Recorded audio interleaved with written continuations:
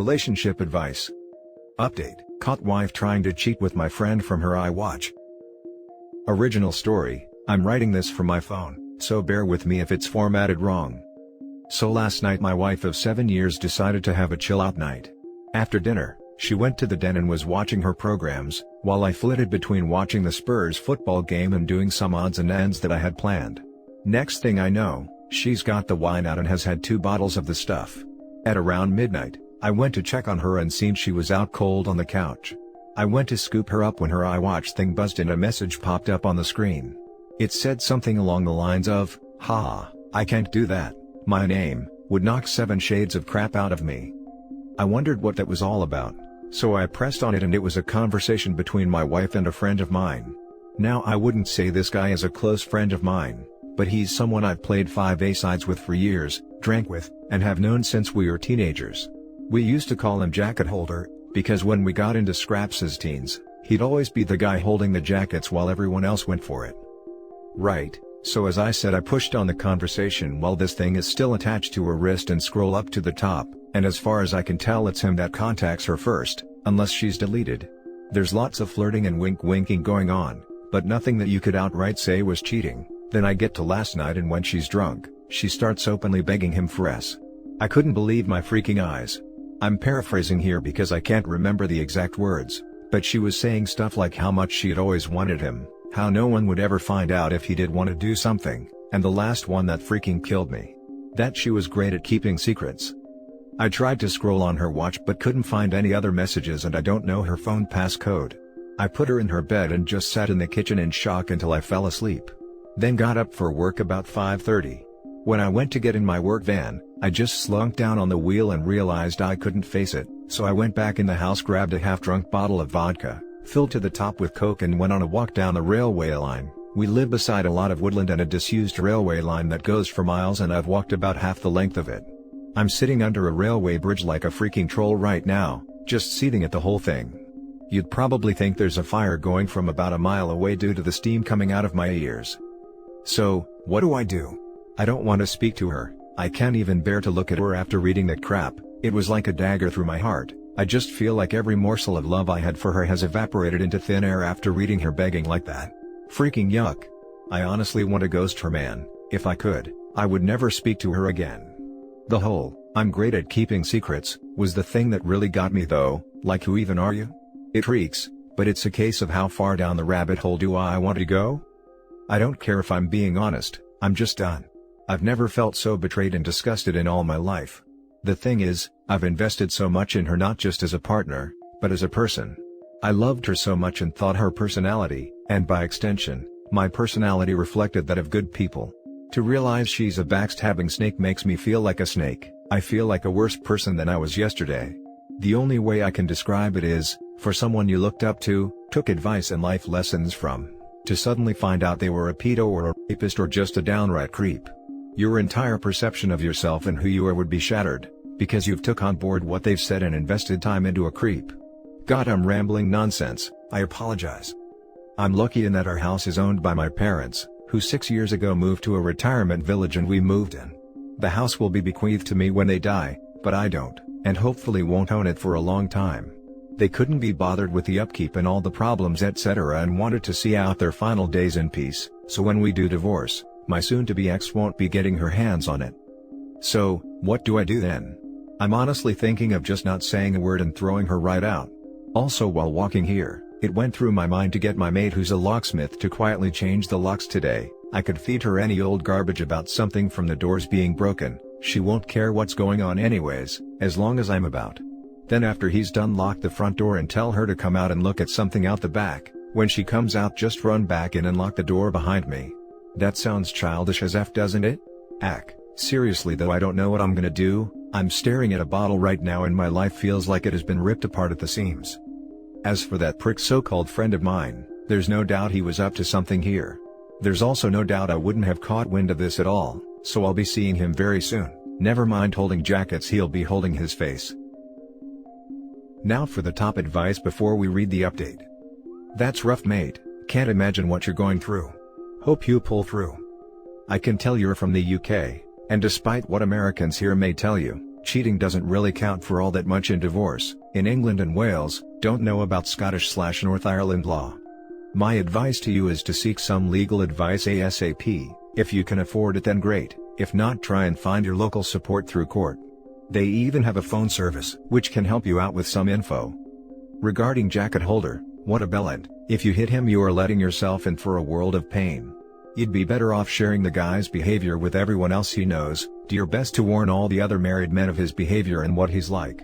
This isn't going to make him popular at all. Cutting him off from his friends will hurt him far more than hitting him, and hitting him is only going to mess your life up. You don't need the stress of impressing charges right now. Good luck and Godspeed. Great advice. I wish I'd had that info when similar crap happened to me. Cheating doesn't amount to much in the US courts either. No one cares. No one's going to ask for proof why you wanted a divorce. There is no evidence to show the divorce police. You will still be expected to come to a mutual agreement or split your assets 50-50. Cheating or not. It can count for a lot in some courts when it comes to alimony. It depends on the state.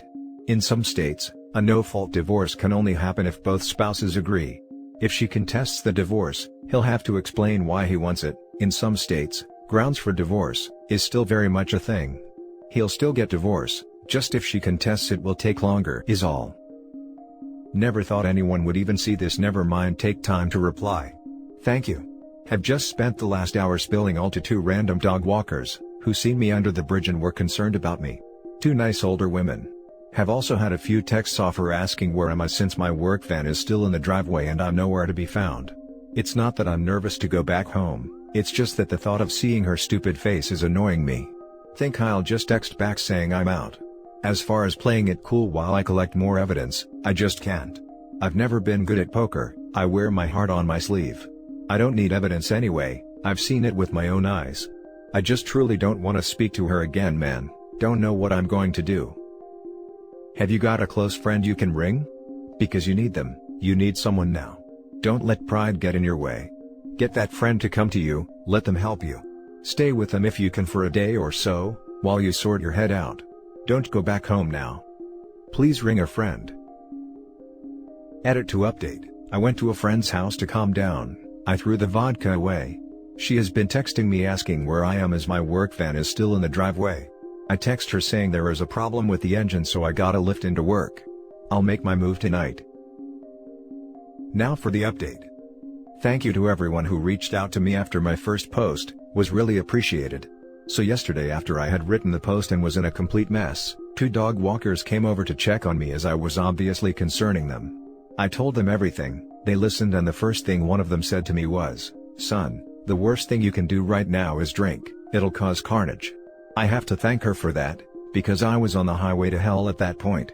I threw the vodka away, got in touch with a friend, and he said I could come to his for a while to calm down. He was at work, but told me where the spare key was. We live in a small town of around 15,000 people and he wasn't too far away, so once I got there, I sat on his couch just trying to calm down. Throughout the morning, I was getting multiple texts and phone calls from my wife asking where I was and what the hell was up, as my work van was still sitting in the driveway and I was nowhere to be seen. I text her back telling her that there was a problem with the engine, so I got a lift into work, which she seemed to buy, as she just texted back saying okay. When my friend got back from his work at about 5 o'clock, I told him everything that had happened and asked him his opinion. I also told him not to tell anyone about jacket holder, as that might then get back to my wife, which I didn't want at this point. I would deal with him later. By that I mean I'll expose what a little rat he is. Knocking FK out of him doesn't help me at all as of now. As an aside to the people saying he done nothing wrong.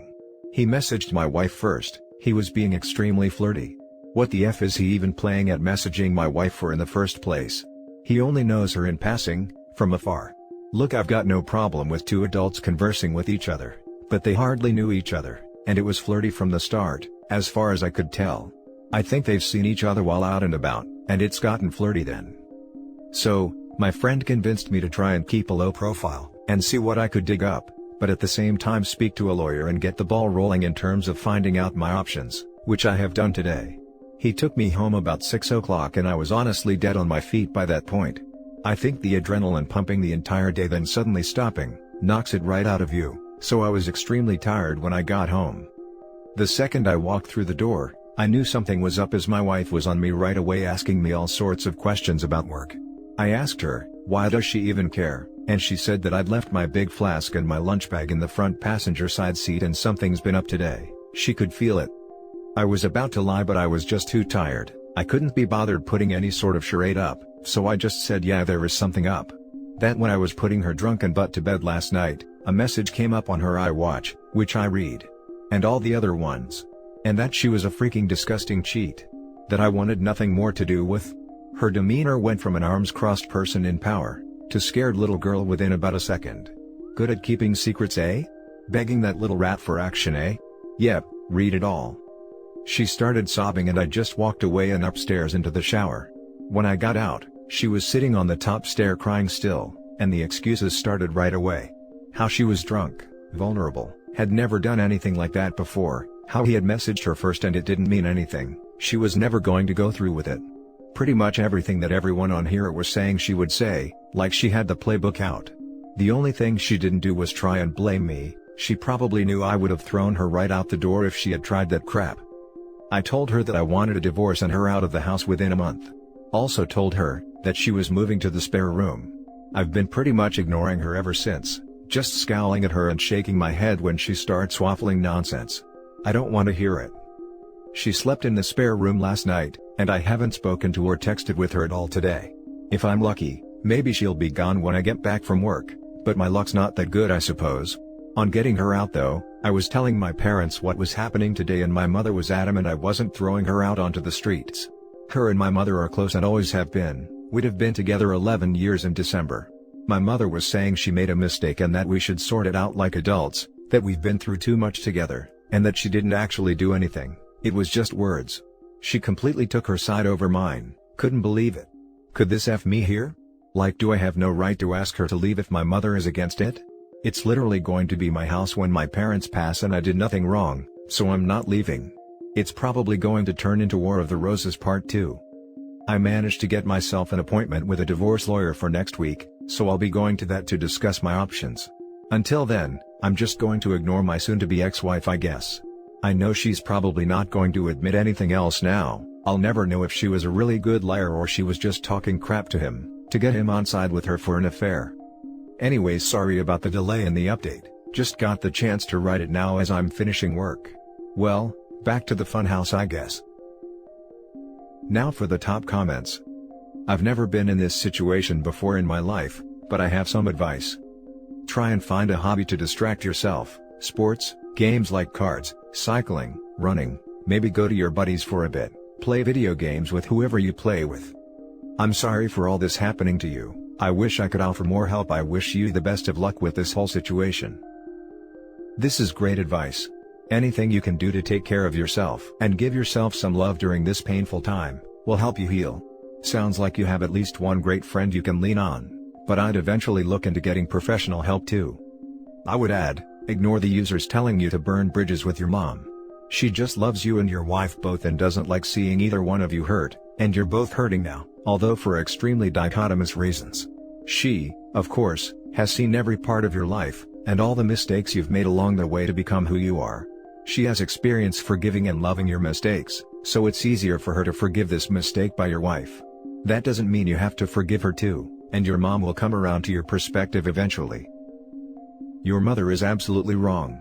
It's not a mistake when someone takes the steps to cheat like that, it's a series of deliberate decisions. She decided to respond, she decided to flirt, she decided to text, she decided to cheat. Every message sent is another decision made. It's not a mistake. It's many. Repeatedly. Back to back. Oh my god. Yes, OP, listen to this. My ex cheated and left me last year and my mom tried that same crap for a while. I had to shut it down quick. Your mom of all people should be on your side. So they're friends. She was your wife until she cheated, which you have proof of, so if you can have respect and cut her off, so can your mom. Ugh, why are people like this? You might be hosed on the legal eviction part of this if you're not the owner, consult the lawyer about this, but you still need to go through with the divorce. Don't change your mind on this based on your mother's opinion. She's not the one who was hurt by your wife's thoughtless and malicious actions. She should get the message that she's not wanted in the house soon enough. Maybe jacket holder will give her a place to stay for a while. Legality depends on who is the tenant. If they are both in the lease, then no, he cannot evict her. Since it is family, there might not be a written contract, so it's all verbal. Then it could go either way, but with a divorce and her cheating, a judge may declare him the one with the right to the dwelling over the wife.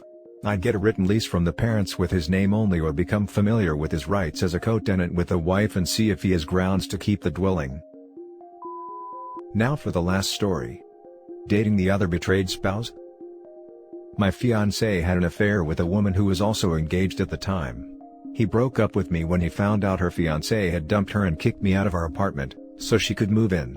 We have a dog together who still lives with him, so I haven't gone completely no contact, but he's been rubbing his new relationship in my face constantly by telling me how the AP is his soulmate, and he's oh so happy.